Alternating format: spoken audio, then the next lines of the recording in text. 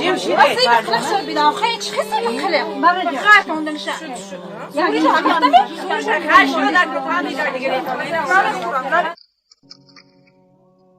سلام داملای عزیز، من یکی از شنونده دائمی شما می باشم. ما روز عروسی بودنمان تکی شوهرم جنگی سخت شدم. این مکتوب از جانب خواهری بوده است. شوهرم مرا زد وقتی که من حامله دار بودم. در شکم من به شته زد. من به سوی او شته نبرداشتم، لیکن من شته‌ام را برداشتم به خاطر آنکه شکمم را بپوشانم که شته او به من نرسد. اما شته من به شوهرم رسید. داملای عزیز، بگوید من گناهکارم در نزد خدای تعالی. من از شوهرم بخشش پرسیدم، وای مرا بخشید، لیکن من از خدای خود می ترسم. به هر حال خدا منو بخشیده باشد یا نه؟ خواهش میکنم جواب منو گوید.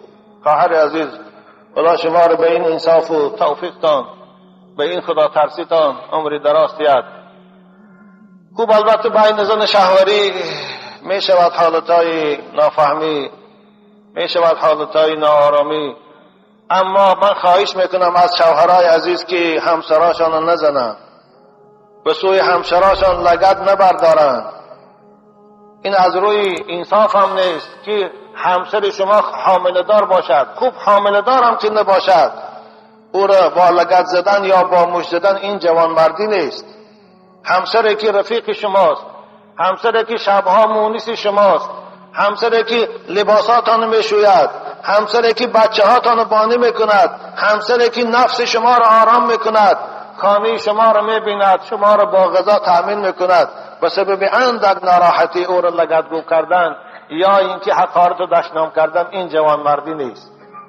این راه و روش پیغمبرم نیست. جناب پیغمبر میگه خیرکم لاهلی، بهترین امتی من همون مرد است که با خاندان خودش، با همسرش اخلاق خوب دارد. خوب خواهر عزیز، وقتی که شما بینتان این ناخوشی شده بوده است، پس آن وقتی که شوهر از شما راضی شد، شما عذر خواهی کرده و گناه شما را بخشید، پروردگارم گناه شما را بخشیدگی است. به خاطر این شما خواهر عزیز یعنی زیغ نشوید. پروردگار مهربانی است که خود در قرآن میگوید نبئ عبادی انی انا الغفور الرحیم.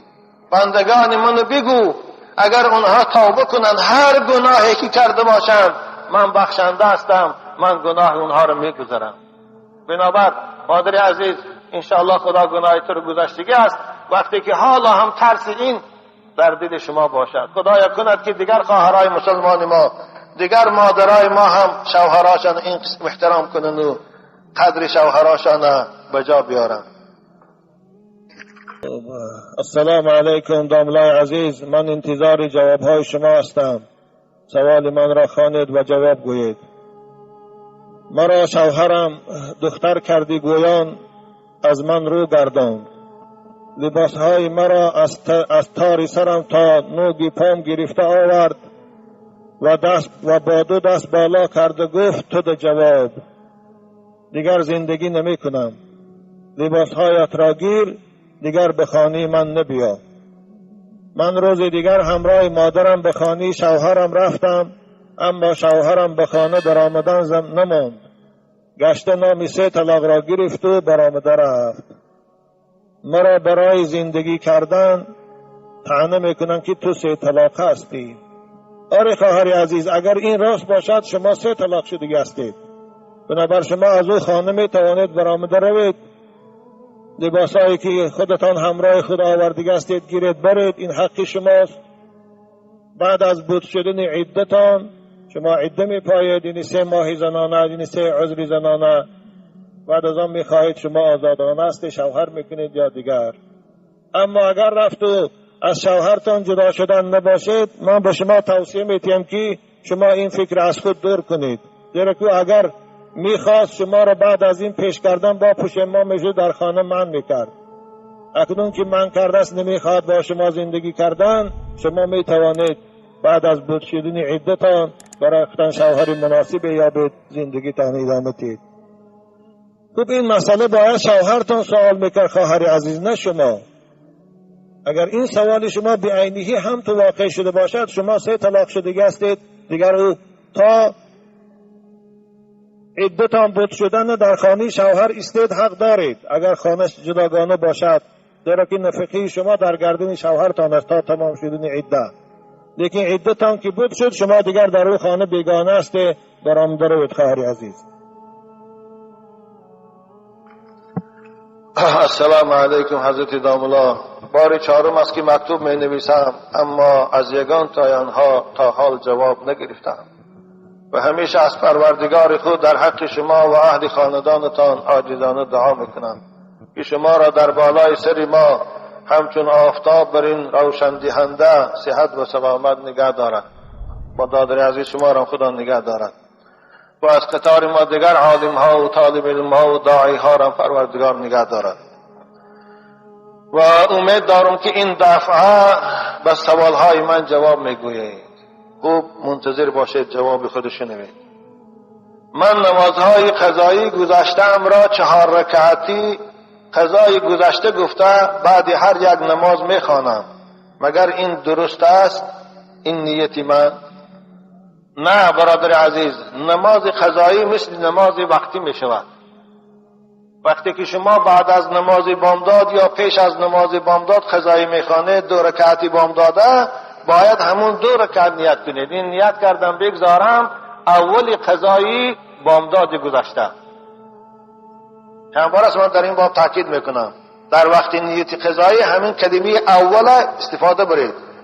نیت کردم بگذارم اولی قضای نماز بامداد گذشته، اگر بامداد باشد. اگر پیشین باشد، پیشین 4 رکعت میخوانه، اذان و تکبیر میگوید، نیتی او همین است که نیت کردم بگذارم قضای اولی پیشین گذشته. خوب 4 رکعت گفتن شرط نیست. وقتی که شما قضای اولی پیشین گذشته گفتید، خود پروردگار کامپیوترهاش میدانند که این کدام نماز است و چند رکعت است. کامپیوترهای این انسانهای ضعیف به سبب پاسپورت موندن هم اسرارش میبرند و خیال میکنه که کامپیوترهای خدا نمیدانه. شما اخلاقتون نکن کشای عصر 21 شده است، دیگر ترسانچگی و بزدلی را از خودتان دور کنید.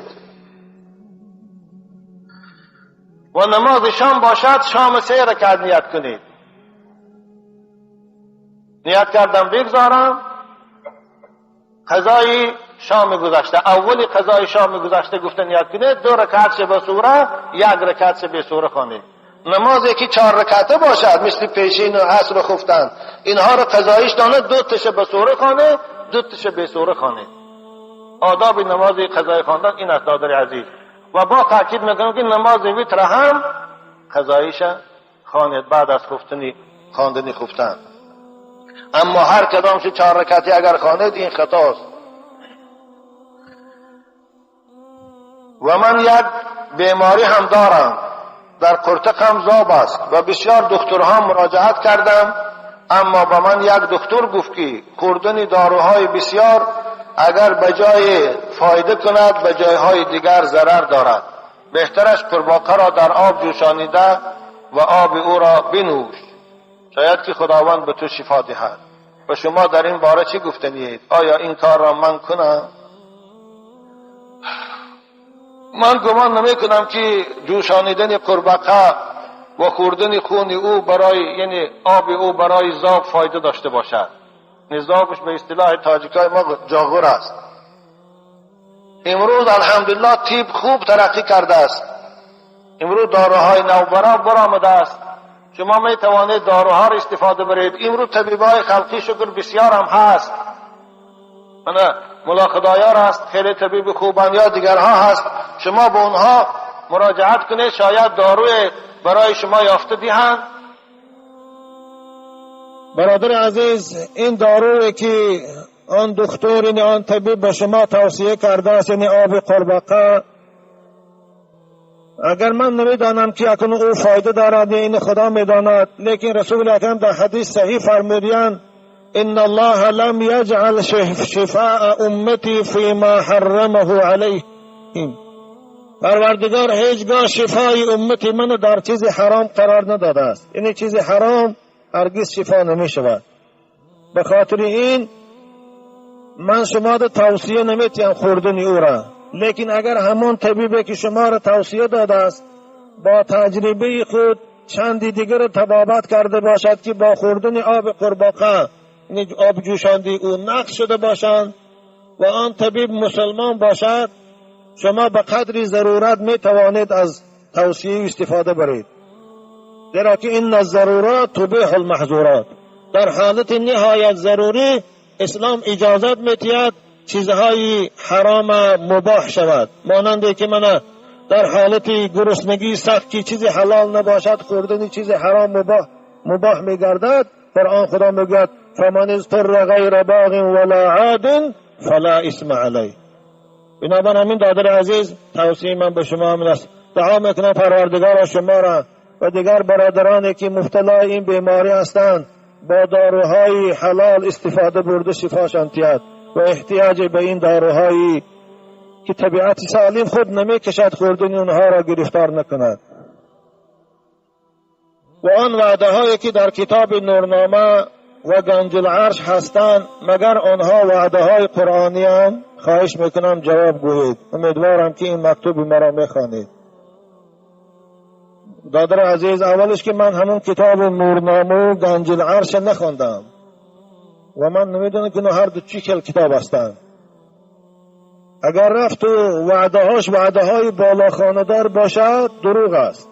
مثلا گوید که همین ردنامه در تنت باشه دایره دروی غرق نمیشی، در آب سوزی علاو افتی نمیشه. اگر همین گفه باشه دروغ هستین. در اگر همون ردنامه نویس خوش بره در تنش بنده علاو کنه چه میسوزد.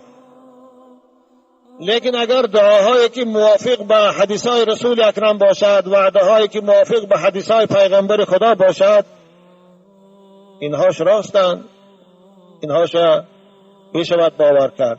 اما باز تاکید میکنم که وعده‌های بالا خاندار باشد دروغ است.